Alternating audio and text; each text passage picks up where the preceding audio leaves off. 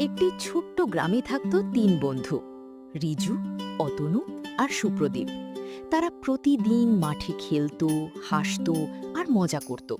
চল ক্রিকেট খেলি। আজ আমি ৬ মারব, দেখি কে জেতে। একদিন রিজু নতুন একটি স্মার্টফোন কিনে আনে, আর সেখান থেকেই সবকিছু বদলাতে শুরু করে। দেখো, নতুন গেম। দাও, আমিও খেলব। আমাকেও শেখাও। দিন যেতে থাকে, আর তিন বন্ধুই মোবাইল গেমে আসক্ত হয়ে পড়ে। এখন আর তারা মাঠে যায় না।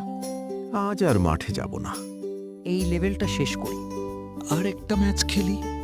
একদিন গ্রামের একজন বৃদ্ধ তাদের এই অবস্থায় দেখে বললেন, তোমরা আগে কত খেলাধুলা করতে, এখন শুধু মোবাইল।